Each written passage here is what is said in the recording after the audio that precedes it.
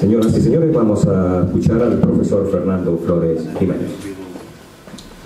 Muchas gracias, buenas tardes a todos y bueno, en primer lugar pues es un honor estar aquí y compartir con ustedes la celebración del Día de la Dignidad Nacional. Gracias a la Embajada por invitarme a compartir el rato con ustedes y es un placer estar aquí con tres embajadores en la misma mesa, ¿no? Como les voy a decir, nunca me había visto en estas y alguno más en el público. Bueno, muchas gracias. Voy a tratar de ceñirme al texto de las ideas que he anotado para no alargarme demasiado.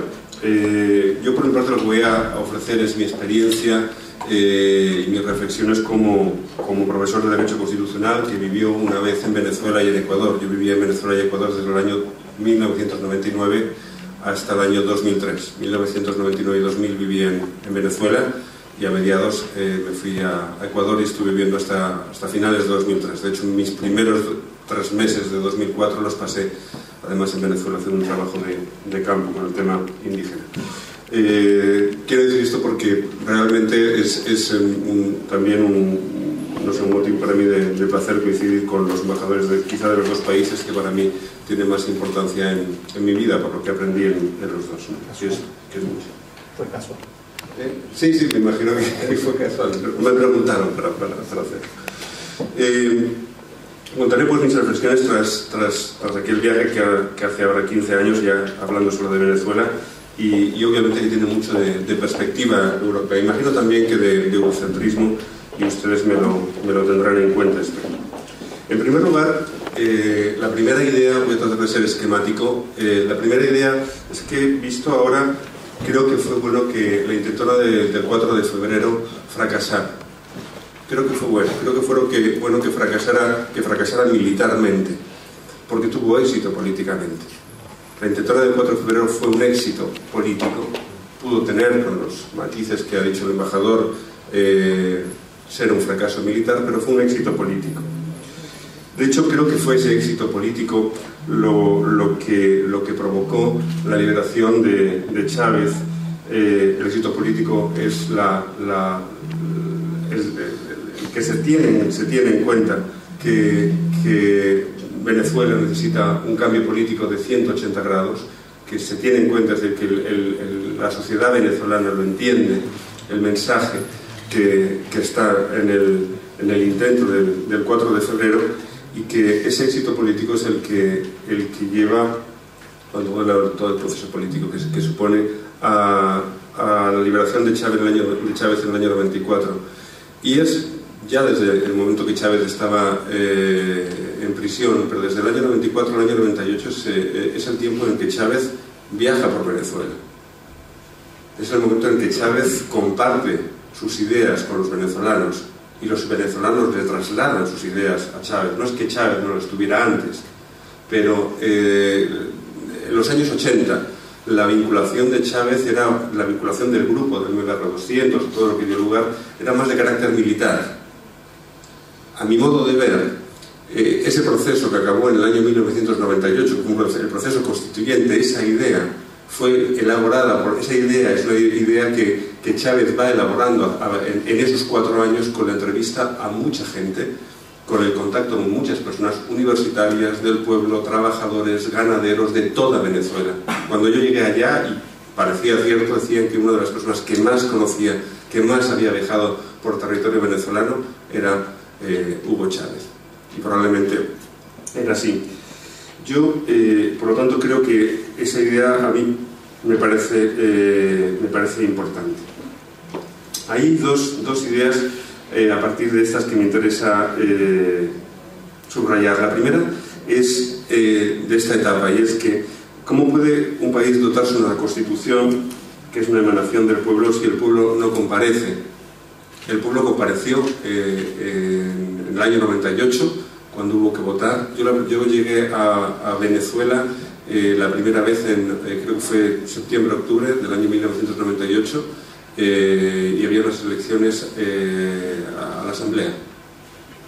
Y lo que recuerdo era una enorme ilusión popular por las siguientes, que eran creo que en diciembre, si no me equivoco, una enorme ilusión popular y una absoluta,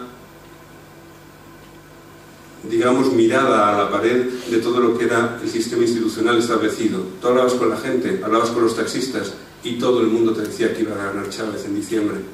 Tú hablabas con los políticos y todo el mundo despreciaba a Chávez. Chávez tenía el chavismo, el proceso. La gente tenía que pagar en los periódicos como si fuera publicidad para que le sacaran de las noticias.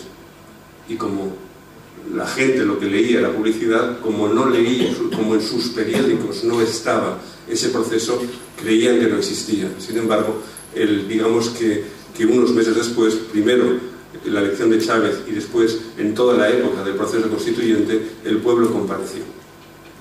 En segundo lugar, bueno, y de ahí, a mi modo de ver, de ahí la legitimidad que desde entonces arrastra la Constitución y el proceso. En segundo lugar, creo que Chávez no de un modo inocente recupera la palabra proceso.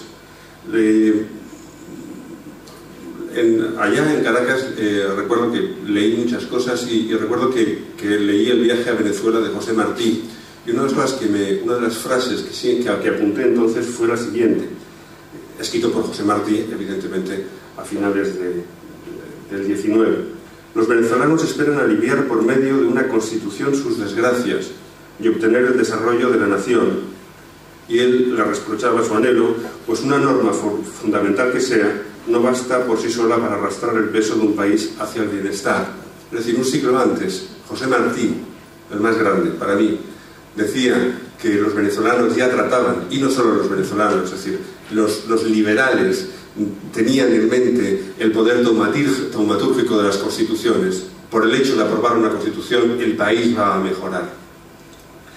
Yo creo que Chávez, un hombre extremadamente inteligente en lo político, suma dos cosas: suma la Constitución y suma esa idea de Martí, la Constitución como símbolo de un cambio, pero también la inteligencia de saber que esa Constitución por sí sola no va a cambiar ni a Venezuela, ni a España le cambió la Constitución de 1978, ni a ningún país una norma. Se lo dice un constitucionalista que ya le gustaría hacer así con la varita, con el bolivic, y que aparecieran, digamos, los cambios sociales, económicos y políticos en los países.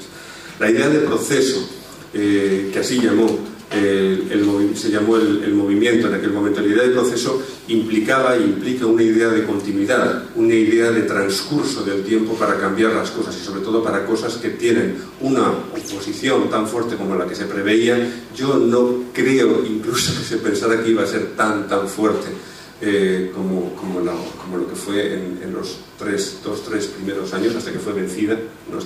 No porque no hubieran querido, sino porque fue vencida. Pero en fin, que esa idea de proceso de tiempo se proyectó ahí. Han pasado 22 años desde el 4 de febrero y han pasado 15 años desde que Chávez tomó posesión como presidente.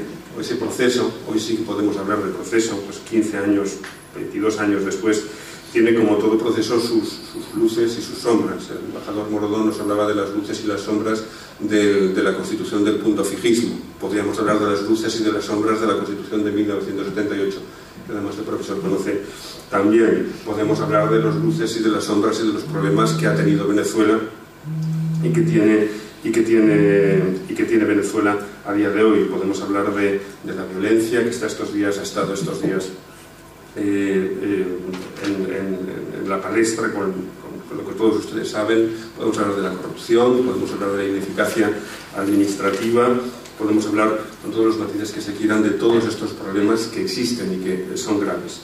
Podemos hablar también de los logros, podemos hablar de que Venezuela en estos últimos años, la protección de los derechos sociales, es la reducción.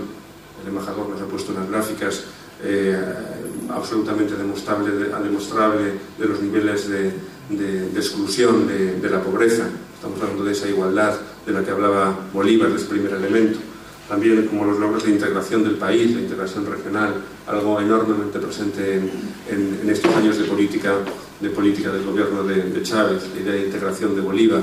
Estamos hablando también de probablemente una de las más llamativas, que es la política internacional soberana y, en mi opinión, modélica de Venezuela. Podrás estar de acuerdo o no estar de acuerdo, pero es una política soberana, es una política independiente, es una política que ha creado escuela. Es decir, se podían hacer y decir determinadas cosas, se pueden hacer y decir determinadas cosas, se deben hacer, decir y hacer determinadas cosas. Lo último que a mí me ha gustado, no solo de Venezuela, también de Ecuador, en el que tiene la posición del otro, y hay miles de ejemplos que pueden cimentar la posición de unos y de otros.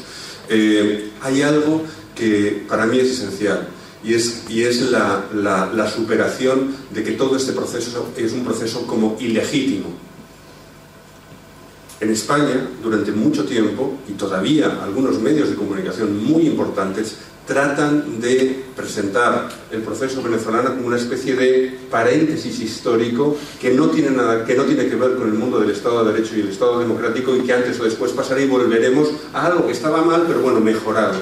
No, el proceso que viene durando desde la Constitución por lo menos 15 años es un proceso con absoluta legitimidad democrática, de otra manera de hacer política, con sus pros y con sus contras, evidentemente absolutamente discutible en algunos temas si uno quiere, pero absolutamente legítimo y absolutamente democrático, repito, con sus luces y con sus sombras. A partir de aquí, yo creo, y para finalizar, que el reto en los años siguientes, una vez demostrado que el proceso puede y continúa sin Chávez, es terminar, reducir en la medida de lo posible los problemas de los que hemos hablado: violencia, corrupción, ineficacia administrativa. La propia vida del proceso chavista va en ello. Y en segundo lugar, algo que ustedes saben también, y es reducir o acabar en la medida de lo posible, se necesitan dos, con la bipolaridad del país. Esas son las dos cosas que yo creo, o los dos grupos de temas que son necesarios a partir de ahora. Muchas gracias.